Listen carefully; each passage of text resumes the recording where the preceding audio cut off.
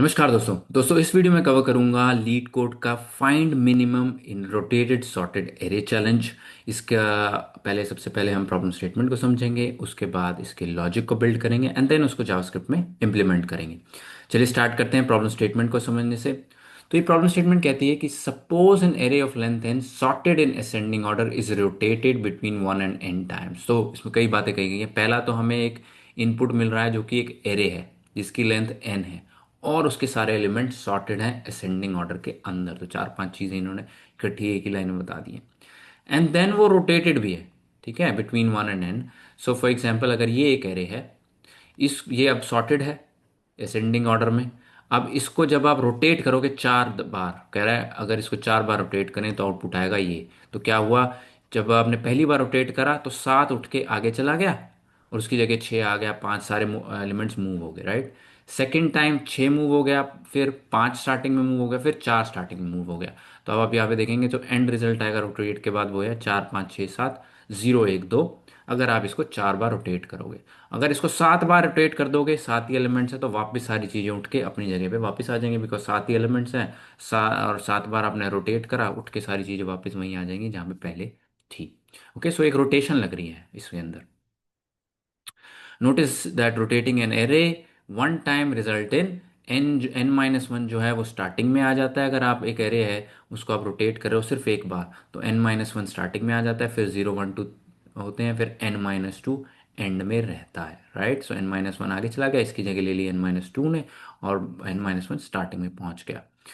Given the sorted rotated array nums of unique element, तो इसके अंदर यूनिक एलिमेंट्स भी हैं, ये भी इन्होंने हमें बता दिया। Return the minimum element of this array. तो ऐसा अगर एरे है उसमें से हमें मिनिमम एलिमेंट बताने हैं। अब हमें ये नहीं बताया जा रहा कि कितनी बार वो रोटेट हो रहा है। ओके, कितनी बार भी वो रोटेट हो सकता है हमें नहीं पता। ओके, हमें एक एरे मिल रहा है और वो रोटेटेड है, सॉर्टेड है था पहले, उसको फिर रोटेट कर दिया गया है, कितनी बार हमें नहीं पता। अब इसका एग्जाम्पल यहाँ पे दिया हुआ है। अभी एक रोटेटेड एरे है, अगर आप इसमें देखोगे तो एक्चुअल में एरे का स्टार्टिंग एलिमेंट वन होना चाहिए था, one two and then three four five. तो इसको अब आपने ये यहाँ पे भी बता रहे हैं, हमने इसको तीन बार रोटेट करा है और इनपुट में नहीं बताया गया तीन बार रोटेट करा है, राइट।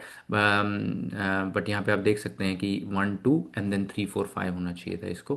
अगर ये रोटेटेड ना होता, ओरिजिनल एरे ये था, तो अभी रोटेटेड है। अब इस इनपुट के साथ हमें ये बताना है इसमें मिनिमम कौन सा है।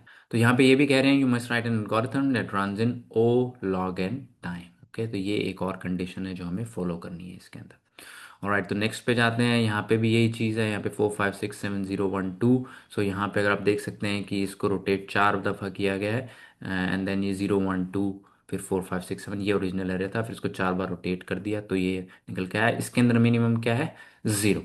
सिमिलरली यहाँ पे मिनिमम क्या है, ग्यारह तेरह पंद्रह सत्रह। इसको चार बार रोटेट किया है, मतलब हर एलिमेंट अपनी जगह पे वापस आ गया, और मिनिमम क्या है इसके अंदर, ग्यारह। तो ये तीन एग्जाम्पल हमें दिए हुए हैं।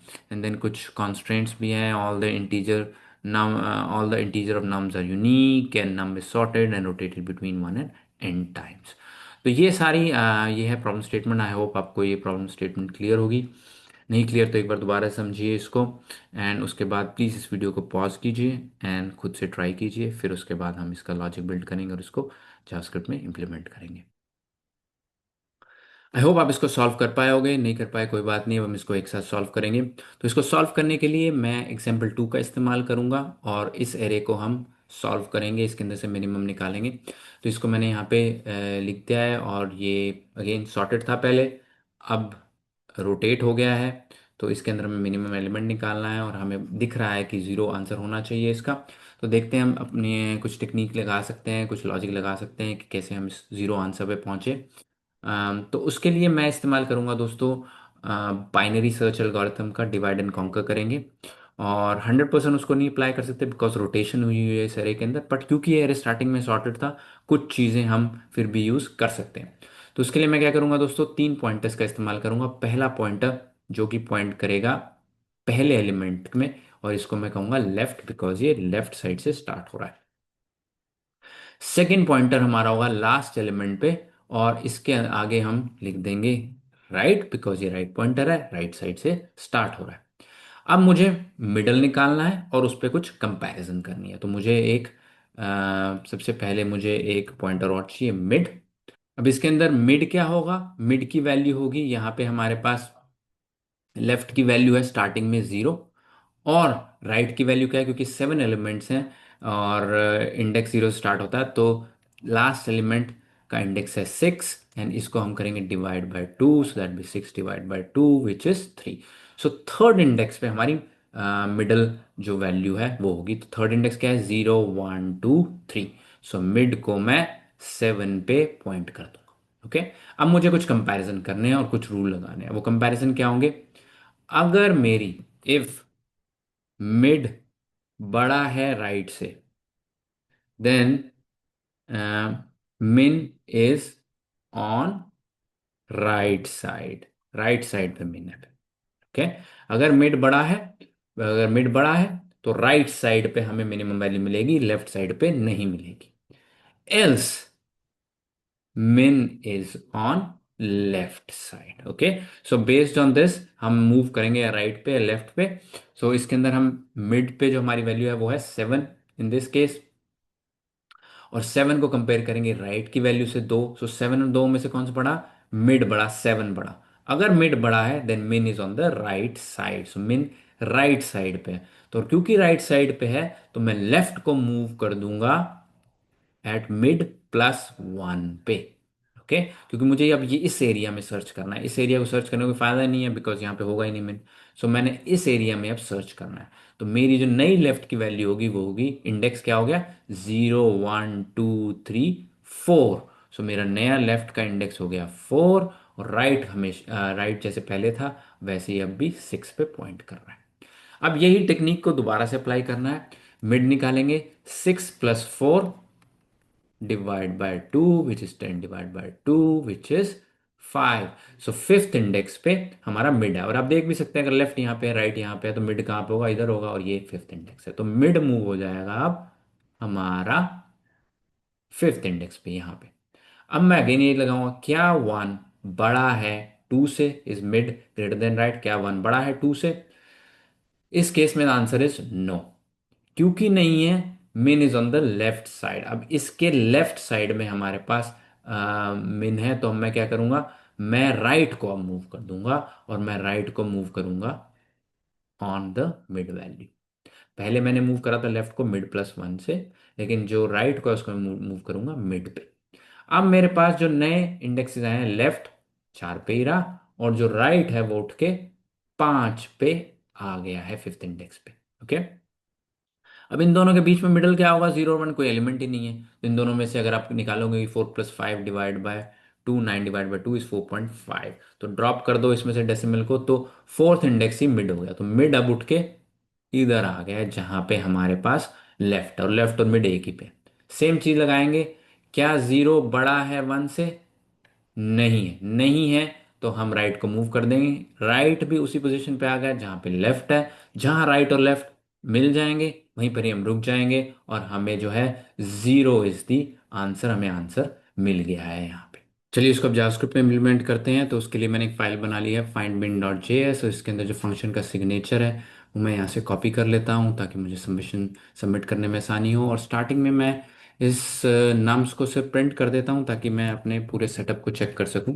तो यहाँ पे मैंने इसको प्रिंट कर दिया है फाइंड मिन, एंड इसके अंदर मैं example2 की वैल्यूज़ को कॉल कर लेता हूँ, एंड लेट्स सी कि इसको प्रिंट करता है नहीं करता है। उसके लिए हम चलते हैं यहाँ पे नोड एंड फाइंड मिन डॉट जेएस, और इसने इसको प्रिंट कर दिया। ऑलराइट, सो अब मुझे क्या करना है, मुझे वो पॉइंटर्स लेने हैं left and right. Let left equal to starting में 0th एलिमेंट पे होगा, एंड राइट वुड बी जो नम्स की लेंथ है उसके -1 पे होगा। ओके, सो लास्ट एलिमेंट जो है उसका इंडेक्स क्या होगा, इस पूरे की लेंथ माइनस में 1। सो लेफ्ट और राइट हमारे पास यहाँ पे बन गए, ये दोनों लेफ्ट एंड राइट आ गए हैं हमारे पास। अब मुझे मिड निकालना है, बट मिड निकालने से मिड की वैल्यू जो है आगे निकालूंगा, बट उससे पहले मैं एक कंडीशन लगाना चाहता हूँ कि जब तक लेफ्ट एंड राइट मिलते नहीं तब तक सर्च करते रहो। तो उसके लिए मैं कहता हूँ वाइल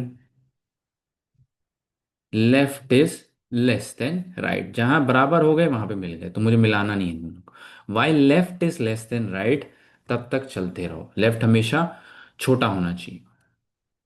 अब मैं क्या करूंगा, अब मुझे मिड निकालना है, तो मैं कहता हूं यहाँ पे const mid equal to left plus right, और जो इसका आउटपुट है उसको डिवाइड कर दो 2 से।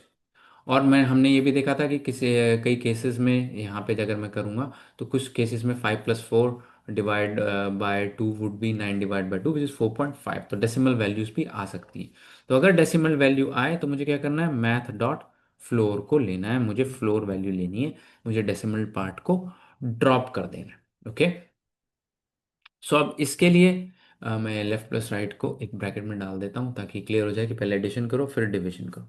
सो अब यहाँ पे मेरे पास मिड वैल्यू आ गई। अब मुझे क्या करना है, अगर mid is greater than right, so if nums की जो मिडल वैल्यू है अगर वो बड़ी है नम्स की राइट की वैल्यू से, अगर ऐसा है, देन मुझे क्या करना है, देन मुझे यहाँ पे मूव करना है राइट साइड पे, तो लेफ्ट को मूव कर दूंगा मैं, ताकि मैं राइट वाले एरिया पे ही कंसंट्रेट करूँ, लेफ्ट वाले पे एरिया पे ना करूँ। तो मैं कहूँगा लेफ्ट को मूव कर दो वेयर, टू मिड +1। अगर ऐसा नहीं है तो फिर मुझे राइट को मूव करना है, तो राइट को मूव कर दो राइट इक्वल टू जो हमारे पास मिड है उसको राइट पे पॉइंट कर दो। सो हमने लेफ्ट को मूव, लेफ्ट वाली कंडीशन भी ले ली, राइट वाली कंडीशन भी ले ली। जब ये लूप खत्म होगा तब हमारे पास आंसर मिल जाएगा हमें, that will be return nums के अंदर जो लेफ्ट पे एलिमेंट है that is our minimum element. Okay, so इसको मैं यहाँ पे प्रिंट कर देता हूँ, कंसोल डॉट लॉग, एंड इसका आउटपुट हमें चाहिए, और इसको भी मैं डाल देता हूँ ताकि हम देख सकें क्या इनपुट दे रहे हैं हम, जिसका आउटपुट हमें मिल रहा है। एंड देन इसको जब मैं कॉल करूँगा, देन यहाँ पे हमें दिस आंसर इज ज़ीरो, कि इस एरे के अंदर ज़ीरो इज़ दी वैल्यू जो हमें चाहिए, that is the minimum value. इसको दोबारा चला लेते हैं एक बार।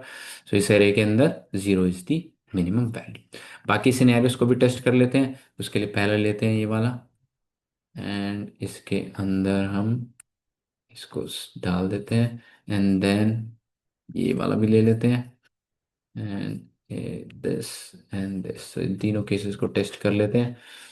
यहाँ पे दिया हमने, तो इस केस में it's saying 1 is the minimum which is correct, 1 minimum है, और इस केस में 11 इज द मिनिमम।